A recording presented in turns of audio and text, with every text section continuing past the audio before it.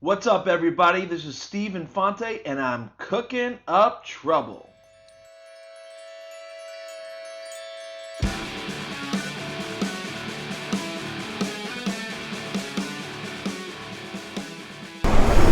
So I just got home from a long business trip, which took me from all the way from New Jersey to California and back.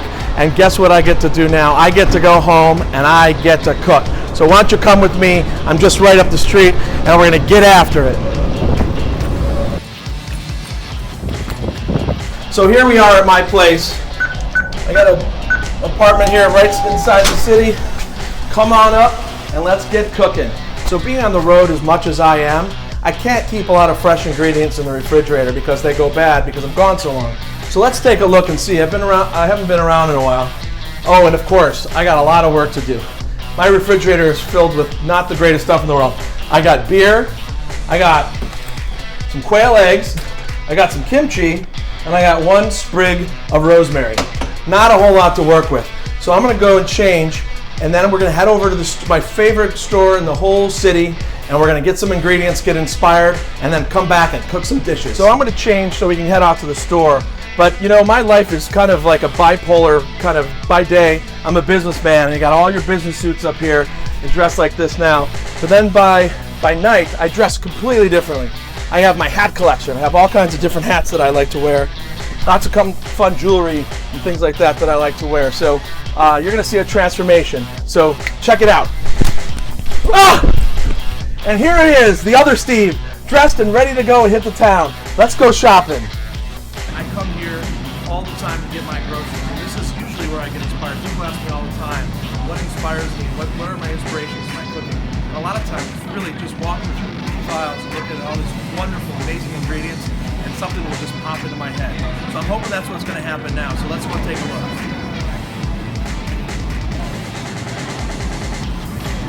Here we go. Here's my inspiration right here. I just clicked in. We're going to use this butternut squash. We're going to make a puree out of it. I think I'm going to do something. I'm going to think about what kind of protein I'm going to do. But I think I might do a pork loin or something like that. So let's start here and let's keep building, shall we?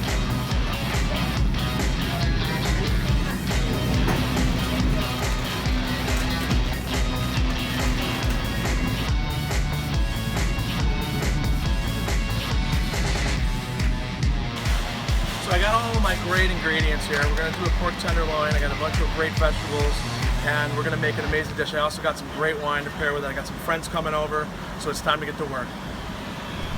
So tonight we're going to get cooking. I went into the store and got inspired, believe it or not, by a butternut squash. So we're going to take this and I'm going to roast it, and I'm going to have that be the base. I'm going to do a red pepper and green pepper puree with it. And then I'm going to blanch some asparagus, so I got my ice cubes ready to go for that. And then I'm going to take this gorgeous pork tenderloin that I got, you see here, and I'm going to do an herb crusted pork loin. I got some rosemary, some thyme, I'm going to do some salt and pepper, and it's going to be plated beautiful. It's going to be amazing. I got some friends coming over. I'm going to do it in the sous vide machine because I'm fearless. I try different things all the time. I got a sous vide machine. We're going to see how that works out.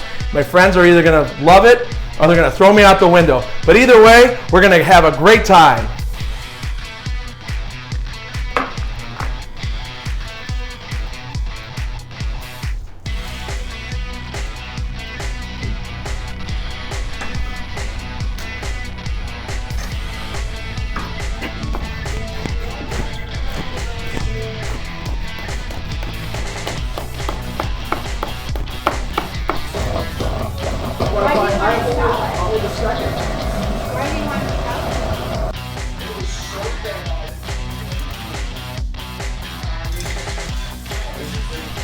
So like I said, I've always been fearless, and I try different techniques all the time.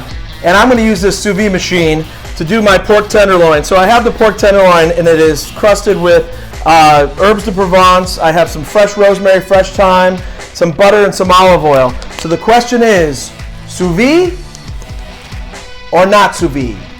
So I just pulled this beautiful pork loin out of the sous vide machine. It was sitting at about 145 degrees for about an hour, so that the entire piece of meat is at 145 degrees, which is the perfect temperature. So what I'm going to do is I'm going to cut this thing open, and then we're going to reverse sear it on the griddle.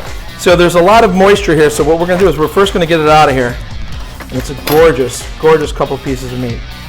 And it's perfectly cooked right now, but we're gonna reverse sear to get that beautiful crust.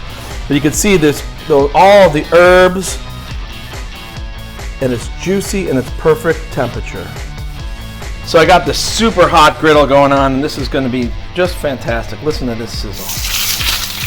Yeah. We're gonna reverse sear it, get that nice crust going. Temperature is already perfect, and the dish is going to be perfect. So we've reverse seared this gorgeous piece of pork tenderloin after we sous vide it, and I'm gonna cut it into nice medallions. And if you can see here, it's perfectly cooked at about 145 degrees with a reverse sear and all of this gorgeous herbs on top of it. So I have this gorgeous butternut squash that's nice and sweetened up with some honey. Got some salt and pepper on there. That's going to be the base of the dish. And the key here is to keep everything perfectly clean. All right. Next, we're going to take this red pepper and serrano